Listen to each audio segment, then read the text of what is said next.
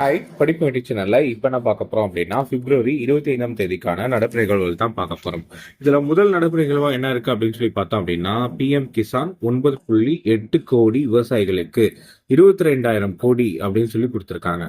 இதுல என்ன சொல்லியிருக்காங்க அப்படிங்கறத டீட்டெயிலா பார்ப்போம். சரிங்களா? PM கிசான் திட்டத்தின் கீழ் விவசாயிகளின் உதவித்தொகை அதாவது 19வது தவணையாக சுமார் 9.8 கோடி விவசாயிகளுக்கு 22,000 கோடி அதிகமான நிதியை பிரதமர் மோடி அவர்கள் திங்கட்கிழமை விடுவித்தார் அப்படின்னு சொல்லி கொடுத்திருக்காங்க. பீகாரில் நடைபெற்ற நிகழ்ச்சியில் அந்த மாநிலத்தின் முதல்வர் நிதிஷ்குமாருடன் பங்கேற்ற அவர் பல்வேறு மேம்பாட்டு திட்டங்களை தொடங்கி வைத்தார். அப்போது அவர் பேசியதாவது, பாஜக தலைமையிலான தேசிய ஜனநாயக கூட்டணி அரசு விவசாயிகளுக்கு நலனையும் பீகார் வளர்ச்சிக்கு முக்கியத்துவத்தையும் அளித்து வருகிறது. யூரியாவை மானிய விலையிலும் விவசாயிகளுக்கு அரசு வழங்கி வருகிறது. NTA அரசின் முயற்சியினால் நாட்டின் பால் உற்பத்தி இருமடங்காக அதிகரித்துள்ளது. அதேபோல் மாநிலத்தின் பொருளாதாரம் மற்றும் உள்கட்டமைப்பை மேம்படுத்துவதற்காக 1,500 கோடியில் 4 பாலங்கள் மத்திய அரசு அமைக்கப்பட உள்ளது அப்படின்னு சொல்லியிருக்காங்க. இது மட்டும் இல்லாம 10,000வது FPO நாட்டின் அதிக மீன் உற்பத்தி செய்யக்கூடிய மாநிலங்களில் முதல் 5 இடங்களில் பீகார் உள்ளது. நாடு முழுவதும் 1000 உழவர் உற்பத்தி அமைப்பும் ஏற்படுத்த மத்திய அரசு இலக்கு நிர்ணயித்துள்ளது.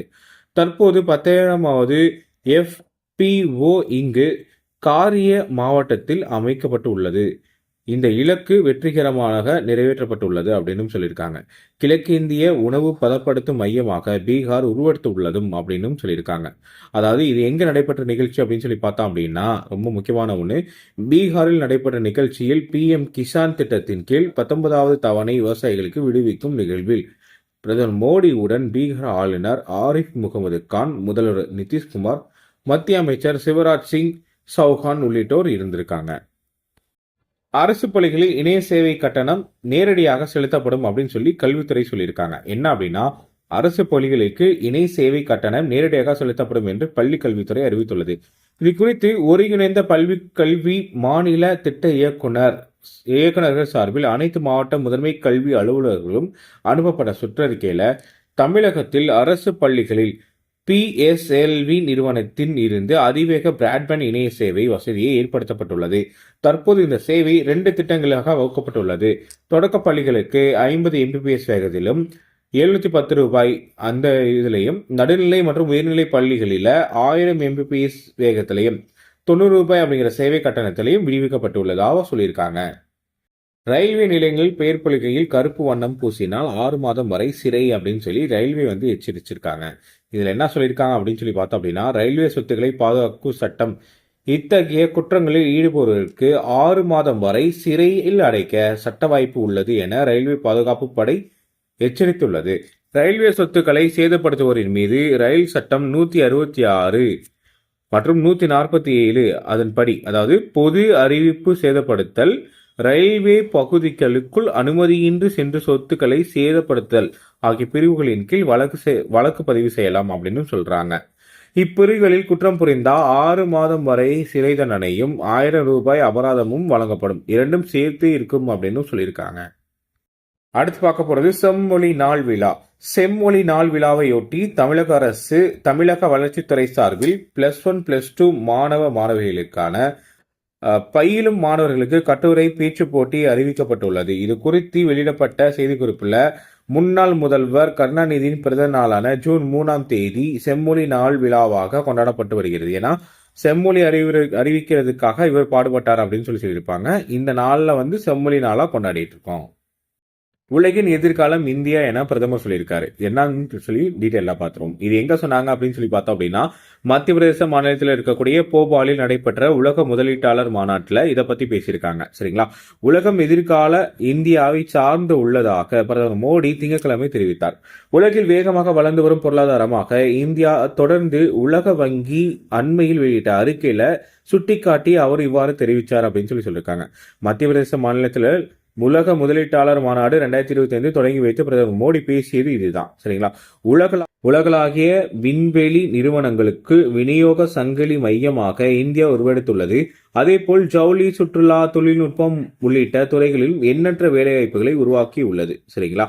இதுக்கு அடுத்து வேற என்ன சொல்லியிருக்காங்க அப்படின்னா, உள்கட்டமைப்பில் சிறந்து இருக்கு அப்படின்னு சொல்லியிருக்காங்க.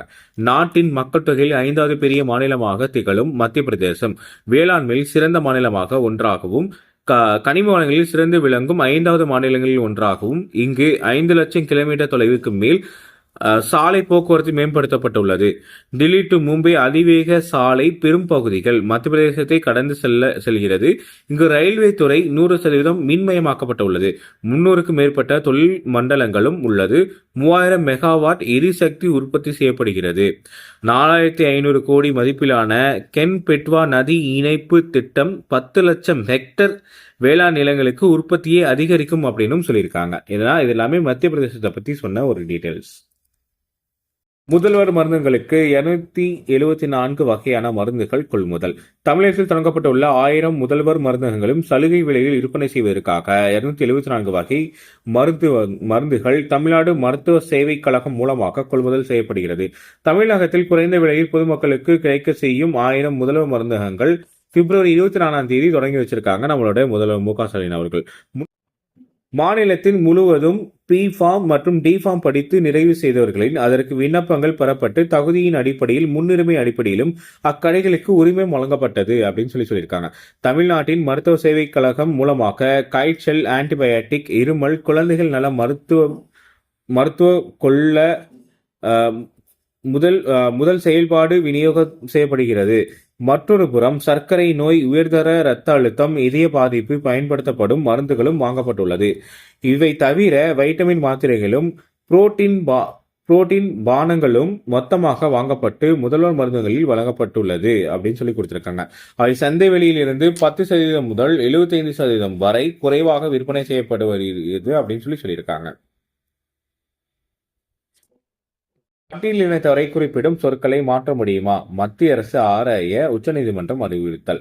பட்டியலின மக்களுக்கான உரிமைகளை தன்மையில் மாற்றங்கள் செய்யலாம். அவர்களின் குறிப்பிட்ட பயன்படுத்தப்படும் சொற்களை மாற்ற முடியுமா என்பது குறித்து மத்திய அரசு ஆராய வேண்டும் என்று உச்சநீதிமன்றம் அறிவுறுத்தியுள்ளது. உச்சநீதிமன்றத்தின் அகிலா பாரத் கிரகா சம்வஜ் பரிஷத் அமைப்பின் சார்பாக தாக்கல் செய்யப்பட்ட மனுவில் சில மாநிலங்களில் பட்டியலினத்தைச் சேர்ந்தவர்களுக்கு ஜாதி சான்றிதழ் வழங்கும் போது அவர்களை சுர், ஷமர், பங்கி, கஞ்சர் போன்ற சொற்களால் குறிப்பிடுகின்றன. இவை இழிவான சொற்களாகும். இந்த சொற்களை பயன்படுத்துவது பட்டியலினத்தவர் பழங்குடியினர்களுக்கு எதிரான கொடுமைகளின் தடுப்பு சட்டத்தின் குற்றமாகும். சுகர், சுமர், பங்க், கஞ்சர் ஆகிய ஜாதி உட்பிரிவுகள் அரசியலமைப்பு சட்டத்தின்படி பட்டியலினத்தவர் என்ற உத்தரவு 1950 அதிகாரப்பூர்வமாக அறிவிக்கப்பட்டுள்ளது. அந்த உத்தரவில் சுகர், சமர், பங்க், கஞ்சர் ஆகிய சொற்களுக்கு பதிலாக ஜடாவ் அல்லது வால்மீகி ஆகிய பெயர்களை பயன்படுத்தி திருத்த வேண்டும் அப்படின்னு சொல்லியிருக்காங்க. மகாத்மா காந்தி பட்டியலின மக்களை குறிப்பிடும் பொழுது ஹரிஜனர் போன்று சொற்களை பயன்படுத்தியதாகவும் சொல்லியிருக்காங்க. பஞ்சாப் மற்றும் ஜம்மு எல்லையில் கூடுதலாக BSF வீரர்கள் குவிப்பு அப்படின்னு சொல்லியிருக்காங்க. என்ன அப்படின்னு சொல்லி பார்ப்போமா? எல்லை பகுதியில் ஆளில்லா விமானங்கள் அதாவது ட்ரோன்கள் மூலமாக போதைப் பொருட்கள் கடத்தல் மற்றும் சட்டவிரோதமான ஊடுருவலை தடுக்கிறதுக்காக கூடுதல் வீரர்களை குவிக்க BSF முடிவு செய்துள்ளது. வடக்கு ஜம்மு அண்ட் காஷ்மீர் இலிருந்து மேற்கு பஞ்சாப், ராஜஸ்தான் மற்றும் குஜராத் ஆகிய மாநிலங்களில் அமைந்துள்ளது. 2289 கிலோமீட்டர் தொலைவில் இந்தியா பாகிஸ்தான் எல்லையை பாதுகாக்கும் பணியில் BSF வீரர்கள் ஈடுபட்டுள்ளனர். இந்நிலையில் பாகிஸ்தானை ஒட்டியுள்ள ஜம்மு அண்ட் காஷ்மீரில் உள்ள 191.66 கிலோமீட்டர் தொலைவில் எல்லை பகுதியையும் பஞ்சாபில் உள்ள 553 கிலோமீட்டர் எல்லையிலும் கூடுதலாக வீரர்களை நிலைநிறுத்துவதற்காக BSF உத்தரவிட்டுள்ளது. ஐநா அமைதி காக்கும் படைகளில் அதிக அளவில் பெண்கள் அவசியம் அப்படின்னு சொல்லி குடியரசுத் தலைவர் திரௌபதி முர்மு அவர்கள் சொல்லியிருக்காங்க. தில்லியில் குடியரசுத் தலைவர் திரௌபதி முர்மு திங்கட்கிழமை சந்தித்து தெற்கு உலக நாடுகளின் ஐநா அமைதிக்கான பெண்கள் படை பிரிவை சந்தித்து பேசினாங்க. அதுல தான் இதை சொல்லியிருக்காங்க. இதுல என்ன சொல்லியிருக்காங்க அப்படிங்கிறத டீட்டெயிலா பார்ப்போம். ஐநா அமைதி படைகளில் அதிக அளவில் பெண்களை சேர்ப்பது அவசியமாகும். அமைதி காக்கும் பெண்கள் படையில் உள்ளூர் சமூகத்தினரிடம் அதிக அளவில் பழகும் இயல்புடையவர்கள். அவர்கள் பெண்களுக்கும் குழந்தைகளுக்கும் அதார்சனமாக இருக்க முடியும். பாலியல் வன்முறை தொடர்புடைய பிரச்சனைகளை தீர்ப்பதிலும் அமைதியையும் உருவாக்குவதிலும் பேச்சுவார்த்தை நடத்துவதிலும் அவர்கள் வல்லவர்கள். அதிக அளவிலான பெண்களை கொண்டு அமைதிப்படைகள் வன்முறைகளை குறைப்பதிலும் நீடித்த அமைதி உடன்பாடுகளை செய்வதிலும் திறம்பட்டவர்கள்.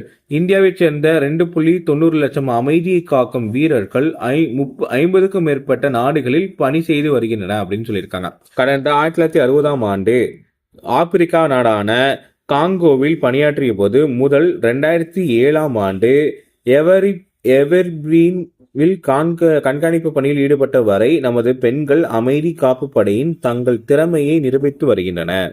தொழில்துறையை ஒழுங்குபடுத்தலில் ஃபிஷி பிற அமைப்புகளுடன் இணைந்து பணியாற்றுதல். மசாலா வாரியம் ஸ்பைஸ் போர்டு இதை தெரிவிச்சிருக்காங்க. இதுல என்ன சொல்லியிருக்காங்க அப்படின்னா, மசாலா வாரியம் இந்திய உணவு பாதுகாப்பு மற்றும் தர நிர்ணய ஆணையமாக மற்றும் இதர ஒழுங்குமுறை நிறுவனங்களுடன் இணைந்து தொழில்துறைக்கு நிலையான அணுகுமுறை மற்றும் பாதுகாப்பு உந்துதல் உத்திகளை உருவாக்குவதற்கான கூடுதல் விதிமுறைகளை கொண்டு வருகிறது. சரிங்களா? இதுல என்ன சொல்லியிருக்காங்க அப்படின்னு சொல்லி பார்த்தோம் அப்படின்னா, அந்த சோதனை, அதாவது மெட்டா எத்திலீன் ஆக்சைடு உட்பட்ட கடுமையான தர கட்டுப்பாட்டு நடவடிக்கைகளை செயல்படுத்தி உள்ளது இந்து. சரிங்களா? இது மட்டும் இல்லாமல் all India spice export form அப்படின்னு சொல்லி ஒன்று உருவாக்க போறதாகவும் சொல்லியிருக்காங்க திங்கட்கிழமையில. சரிங்களா? ஓகே, இது மட்டும் இல்லாமல் வேற என்ன இருக்கு அப்படின்னு சொல்லி பார்த்தோம் அப்படின்னா, சமையல் மூலிகை மீதான கோடெக்ஸ் கமிட்டியின் செயல் பங்கேற்பு மூலமாக உலகளாவிய மசால் தரநிலை